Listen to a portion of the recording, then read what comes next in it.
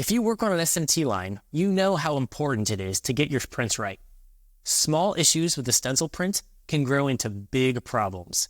So getting that right is quite literally the first step of operating a successful SMT line.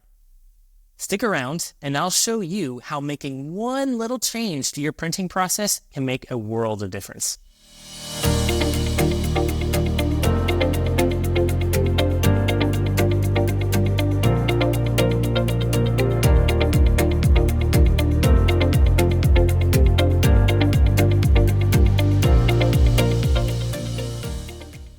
I don't think I have to argue that getting a good print is key for a successful SMT process. Problems in the printing step will cause issues down the line that just can't be fixed. One of the main contributors to the quality of the print is how clean the stencil is. A dirty stencil can lead to poor gasketing, lower transfer efficiencies, and poor board release, which all can cause defects. For this reason, many people clean their stencils periodically. Now, depending on how good your process is, this can be anywhere from once a print, which is really bad by the way, all the way up to 8 to 10 prints per clean. Now, considering the fact that cleaning our stencils is an added cost, not only in consumables such as solvent or paper, but also in the time it takes, we want to wipe as little as possible. Now, I happen to know that quite a few people use isopropyl alcohol, or IPA, to clean their stencils. And there are a few big problems with this. First of all, it doesn't work very well.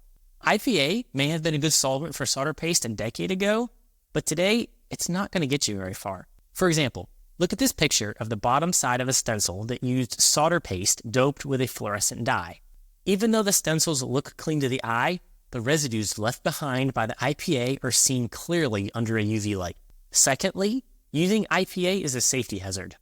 Many manufacturers of equipment do not recommend IPA as it is highly flammable. Now you might be thinking, well, Adam, if I switch to an engineered solvent, it's going to cost more. I would argue that you're only partly correct. Yes, engineered solvents do cost more per liter. However, if you consider other factors, such as the reduced amount of solvent used per wipe, the losses you save from evaporation, the reduction in the number of wipes, and the cost saved from reduced defects and scrap, the cost per print is much lower. For example, here is a simple estimate for the amount of money that you can save, just on consumables alone, not counting savings in reduced defects and scrap.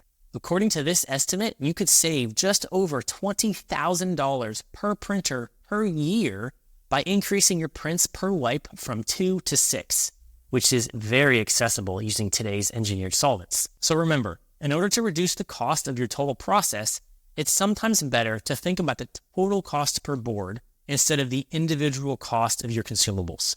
Think cost per print, not cost per liter. All right, if you liked that content, make sure to hit the like button and subscribe. And if you want to be notified of future videos, make sure to click that bell icon.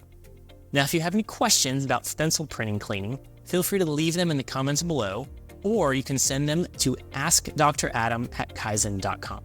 Thanks again, and stay clean.